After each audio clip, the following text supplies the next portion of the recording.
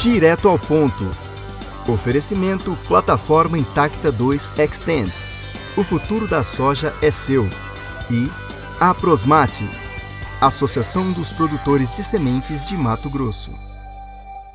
Olá, está no ar mais um programa Direto ao Ponto. Hoje eu tenho um prazer aqui, muito especial, em particular, de ter aqui nos estúdios do canal Rural Mato Grosso, o pastor Drailton, ele que é teólogo, pastor, teólogo, formado em teologia, ciências da religião, filosofia, coach, ou seja, uma pessoa muito experiente. Seja bem-vindo aqui, pastor.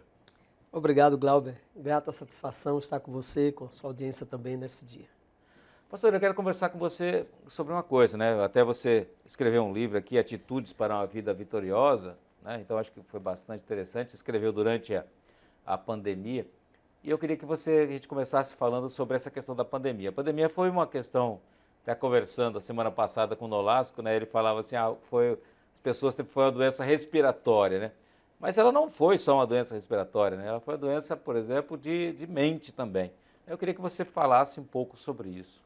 Sim, verdade. Lamentamos muito essa pandemia que impactou, todas as pessoas em todos os lugares, em todos os sentidos. Intelectualmente, isso foi afetado, emocionalmente, espiritualmente, economicamente. Então, os impactos da pandemia foram em todas as áreas da esfera da vida. E, em especial, no que tange o aspecto emocional. As pessoas ficaram ansiosas e amedrontadas diante do desconhecido, de tudo aquilo que foi divulgado e daquilo que foi experimentado. Lamentavelmente, muitas pessoas pereceram. Então, a gente observou esse estado de inquietude e de ansiedade, de medo na maior parte das pessoas. Tinha uma realidade posta, que era a pandemia, mas o medo potencializa uma realidade. Então, muitas pessoas estavam potencializando, então, antes mesmo de ter a experiência, já estavam sofrendo em função da ansiedade mesmo, já estavam sendo afetadas emocionalmente. Agora, de uma certa forma, você tem uma doença que as pessoas foi traumático, porque as pessoas não podiam, muitas vezes, o parente, o amigo estava, por exemplo, falecia, não podia visitar, não podia, no momento lá não permitiu nem que tivesse velório nenhum, nada, você não podia se despedir das pessoas. Isso parece que causou um trauma nas pessoas muito grande, O que você achou disso? Você acompanhou coisas assim? Sim, experiências muito difíceis, porque já é difícil você saber que um ente querido está sofrendo. E você não poder acompanhar, estar perto nesse processo, agrava ainda mais o sofrimento da pessoa. Então, tiveram casos, por exemplo, que me informaram de pessoas que precisavam de visita, mas que não podiam chegar lá. Então, eu fiz muitos atendimentos via celular, gravando vídeos, e transmitindo uma palavra para que, de algum modo, essa mensagem chegasse àquela pessoa na UTI, para que ela tivesse estímulos, encorajamento, esperança e fé e condições para reagir à doença que estava afetando a pessoa. Então, isso agravou, potencializou ainda mais o sofrimento das pessoas. Agora, você estava comentando, a gente nota que para algumas pessoas realmente elas ficaram meio apavoradas, quase que entraram em pânico, Então eu conheço pessoas que, poxa, você realmente elas entraram em pânico, tinham um medo enorme de morrer. Acho que eu tenho medo de morrer, Não sei se você tem medo de morrer ou não, Talvez não, você seja tão religioso ao ponto, não religioso, porque religioso não tem nada a ver religiosidade com espiritualidade, Mas Sim. você, como é que foi essa sensação para você? Você pegou Covid? Peguei Covid logo no início, depois de 3 meses, que acho que foi em março, Então, depois de 3 meses, então, fui afetado, eu e minha esposa, mas graças a Deus não avançou, conseguimos cuidar e tratar em casa. É claro que todos nós, diante de uma experiência como essa, nos sentimos vulneráveis, nos apequenamos, diante delas e nos sentimos vulneráveis. Sim, o medo termina que afetando a todos os seres humanos. E não é nenhum problema ter medo, Nós temos medo diante do desconhecido, temos medo diante daquilo que nos deixa inferiorizado, e a doença nos deixou inferiorizado, impotentes. Essa é a palavra, Nos sentimos impotentes né, diante da pandemia. Então, sim, tivemos uma sensação de medo. É nesse contexto, né, que ou você é vencido pelo medo ou você domina o medo. E nesse caso faz toda a diferença, quando você acredita que a sua vida está nas mãos de Deus e, portanto, Ele pode cuidar de você em meio aos riscos e às vulnerabilidades da vida. E que se nós não temos controle da nossa vida pertence a Deus, nos dá a segurança que a gente só vai quando chegar a hora que Ele nos chamar. Devemos nos cuidar no que tange a nossa responsabilidade, mas no mais a nossa vida está nas mãos dele, isso deve dar paz e segurança ao nosso coração. Agora, qual a lição que você tira dessa tragédia? A lição que eu tiro, são tantos aprendizados nesse contexto, né? Mas uma das grandes lições que nós tiramos é que nós devemos ser humildes. Nós não temos o controle da nossa vida, nós não temos o controle da situação, e nenhum ser humano, por mais sábio, inteligente e capaz que seja, não está no controle e no domínio de nada. Isso é tão provável que uma simples bactéria, um vírus, né, transtornou o mundo do homem mais poderoso politicamente que a gente possa conhecer ao mais simples que a gente possa conhecer, foi afetado pela pandemia. Então, a pandemia nos faz refletir que se de um lado nós temos potenciais, habilidades, dons e talentos para realizar coisas tão maravilhosas, do outro lado nós somos limitados e impotentes e não podemos nos assoberbar no sentido de estarmos no controle da vida e da situação. Somente Deus tem o controle de tudo. E agora é interessante, né? Você vê que algumas pessoas que não sabem nem se pegaram, não sentiram nada, não tiveram nada, e são, parece que totalmente imunes, né, a esse vírus. E outras pessoas, por exemplo, que você via tão vorazes, tão saudáveis, que parecia, dava impressão, e que ficaram à mercê, né, de joelhos a uma doença. E como você disse, que coisa maluca. E aí é essa reflexão que você tem, né? Quem sou eu, o que sou eu, né, perante a natureza ou perante o todo, né? A nossa insignificância. E essa foi um sentimento muito estranho, né, de você saber a sua impotência e até a sua insignificância perante. Se você fosse acamado e você, como diz assim, não interessa se você tinha... Claro, a gente vê histórias de pessoas que tinham milhões e podiam pegar um jato e ir lá para o Einstein, né, no caso, e que muitas vezes morreram no Einstein. Sim, né? sim.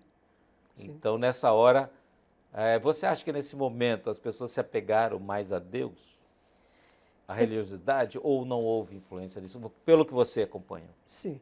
Então, muitas pessoas despertaram para a fé, entendendo sua vulnerabilidade e percebendo que precisava recorrer a algo para além do que era a pandemia e para além de si mesmo, dos próprios recursos, porque nem a ciência tinha resposta diante das necessidades postas pela pandemia. Então, precisava se apegar. Então, muitas pessoas, né, recorreram mesmo à fé. Mas algumas pessoas não. Elas tiveram resistência ainda maior no sentido de questionar os porquês desses acontecimentos, por que isso está acontecendo, como que querendo que atribuir a Deus a culpa por tudo isso, né? Certa vez o profeta fez uma pergunta pedagógica e ele mesmo respondeu, né? De que se queixa o homem?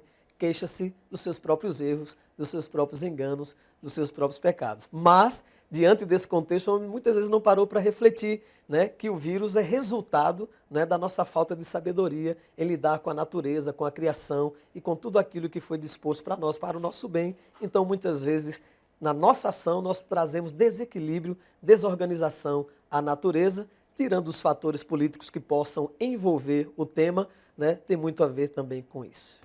Quer dizer, é mais simples você culpar o pai, né? A gente observa todo o tempo, né, que o filho fala, poxa, mas eu sou assim porque meu pai não me criou direito, porque meu pai não me deu educação, porque meu pai não me deu carinho, porque meu pai não me deu amor, porque meu pai... E por outro lado, você vê tantas experiências, acho que você deve ter visto experiências de pessoas que a vida totalmente, daquela criança totalmente desfacelada e que vira uma grande pessoa. Então, essa criança culpou quem? É, verdade. O ser humano é interessante. Desde o Jardim do Éden, que ele está sempre procurando o culpado, né? Nós sabemos a história, quando ele então transgride a orientação de Deus e ele se alimenta do fruto proibido, que não deveria se alimentar, então Deus chega para ele, o que é que você fez? Ele fala, não fui eu, a mulher que tu me deste. Né? Então desde o Éden já começa colocando a culpa no outro, não assume a responsabilidade. Chega para a mulher, ela fala assim, não fui eu, fui a serpente. Né? Ou seja, nós temos dificuldade de assumir a nossa responsabilidade, né? E nós entendemos, a Bíblia revela que Deus é soberano, está no controle de todas as coisas. Mas a soberania de Deus não isenta a responsabilidade humana. Então nós somos responsáveis, né, pelas nossas escolhas, pelas nossas decisões, pelas nossas ações e atitudes. Se plantarmos boa semente, né, você que é o homem aí do agronegócio, se plantarmos boa semente, colheremos bons frutos. Se plantarmos sementes ruins, colheremos frutos ruins. E assim também é na vida. Com certeza, pastor, muito interessante. Você que está nos assistindo, vou pedir um intervalinho para você, nós voltamos já, porque a gente vai bater um papo muito interessante, onde o pastor vai falar para a gente quais atitudes para uma vida vitoriosa. Você não pode perder esse próximo bloco. De volta direto ao ponto, falando aqui com o pastor Drailton, né? A gente falava aqui no primeiro bloco aqui sobre pandemia, sobre tudo isso, né, pastor? Realmente muito traumático. Mas durante a pandemia você escreveu este livro aqui, né, que sua atitude fará toda a diferença. José Drailton, pastor, filósofo. Fala um pouquinho por que você escreveu esse livro. Então, Glauber, prazer estar com você e com você também que nos acompanha. Esse livro foi resultado de uma pregação, uma palestra que eu fiz na virada do ano de 2018. E algumas pessoas falaram assim, olha, foi tão boa essa palavra, poderia ser replicada para mais pessoas, pense em escrever um livro. E eu desejei muito escrevê-lo, mas diante das minhas demandas de trabalho, não tinha o tempo suficiente, eu não conseguia reservar tempo para isso. E então a pandemia nos enclausurou, né? Nos deixou reservado. Fez arrumar tempo. Terminou que fez com que arrumássemos tempo. E aí eu pensei, né? Ficar dentro de casa, o que é que eu vou fazer agora? Então, desempenhando as atividades online como podia, mas sobrou tempo. E aí me ocorreu que seria a oportunidade de escrever o livro.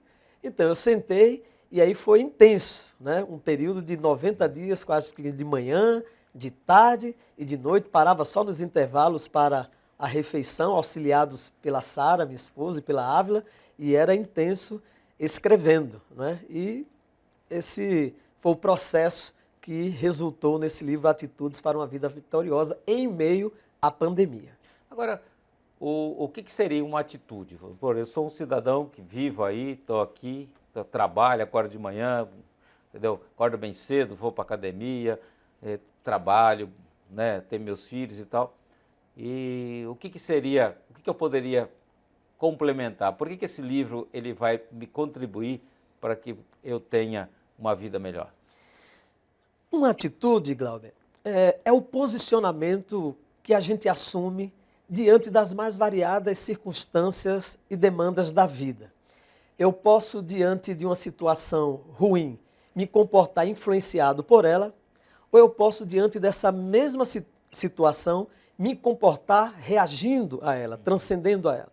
Foi Jean Paul Sartre que disse que nós não podemos, né, mudar a realidade, mas nós podemos nos comportar diferente da realidade, podemos reagir à realidade, né? Nós não escolhemos a realidade que está posta, mas o nosso comportamento pode fazer diferença diante dessa realidade. Então, quando eu falo em atitude, eu falo nesse nosso posicionamento diante das mais variadas circunstâncias, porque se eu não posso mudar a realidade, eu posso me comportar de modo diferente a mudar a essa realidade. O que é uma vida vitoriosa para você?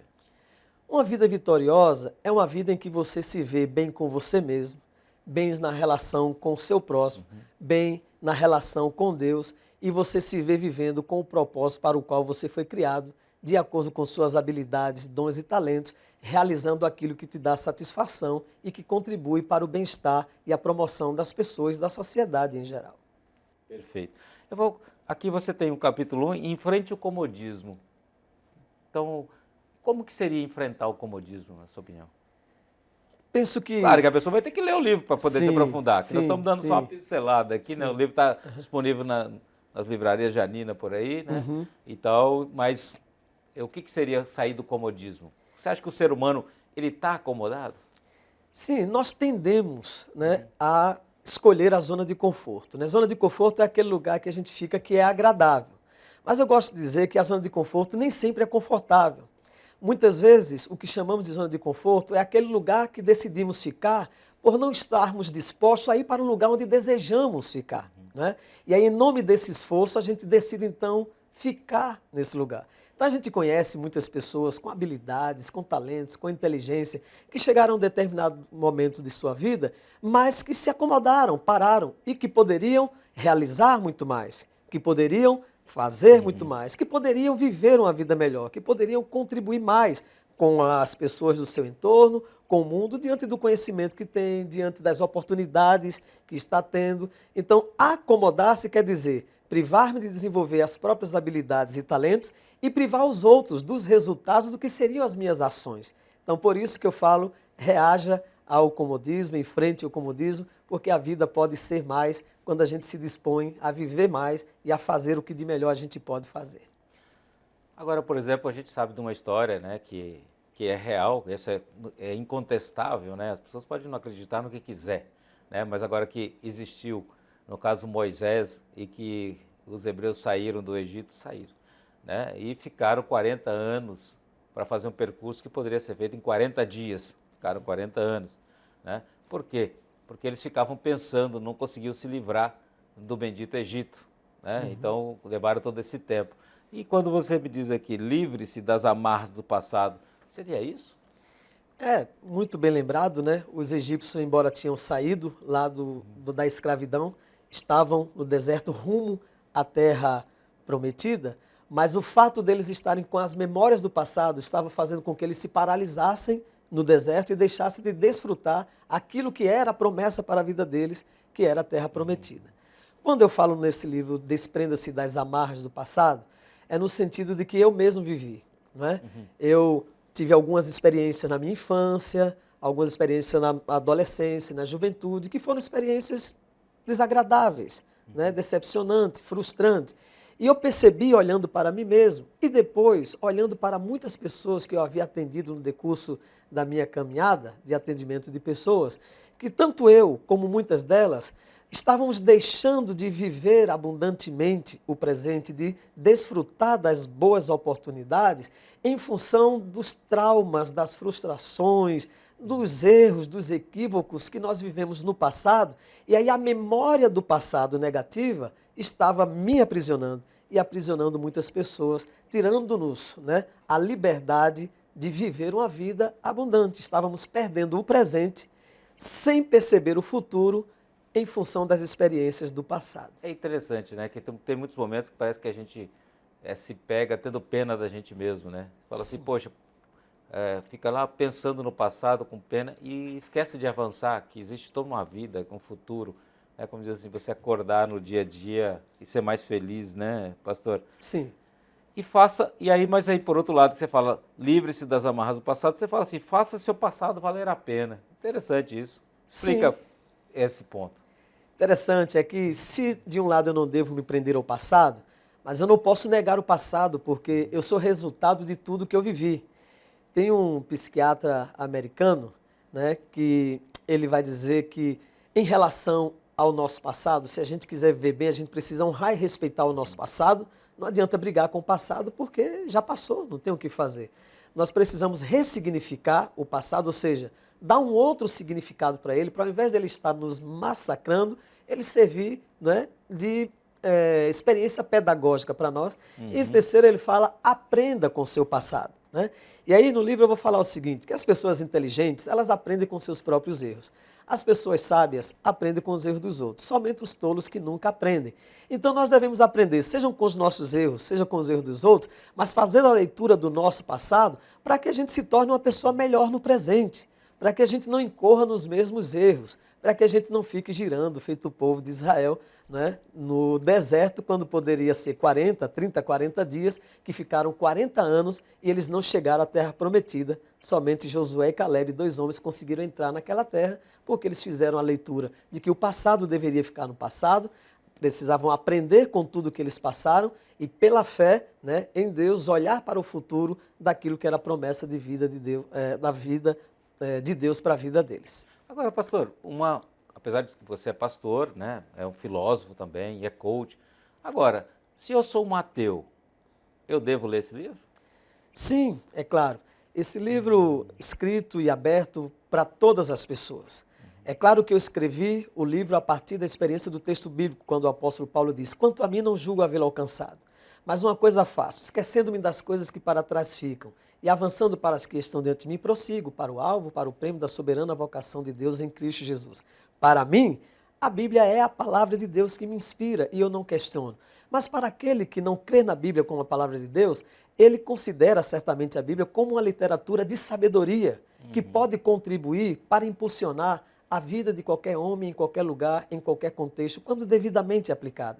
E aí também os princípios que a gente traz nesse livro é dialogando aí com experiências de filósofos, de psicólogos e de outros pensadores, né, que certamente com as suas experiências contribuem, né, para que a gente possa se conhecer melhor, né? E aí tem uma frase que eu gosto muito do Kim, escritor, cantor da banda Catedral, uma banda cristã antiga, que diz assim, ó, quanto mais a gente chega perto de Deus, a gente se conhece e resolve mais. E José Roberto Marques disse assim, quanto mais eu me conheço, mais eu me curo e me potencializo para alcançar melhores resultados. Então esse livro vai nos ajudar também no processo do autoconhecimento e então nos posicionarmos, né, para termos atitudes assertivas. Pastor, parabéns pelo livro, Atitudes para uma Vida Vitoriosa, que está aqui, as pessoas podem comprar, né, pesquisar na internet, aí vai ter, né, nos lugares para comprar, né? E muito obrigado pela sua presença aqui, no Direto ao Ponto. Obrigado você também, Glauber. Obrigado você que nos acompanha. Como você falou, o livro está disponível na Livraria Janina, na Shoptime, na Amazon, e espero então que você tenha contato e de algum modo esse livro possa te ajudar. Tá aí, só digitar aí, Pastor Drailton. Realmente eu li esse livro, é uma experiência muito boa, contribuiu com a minha vida, vai contribuir com a sua. Até o próximo programa.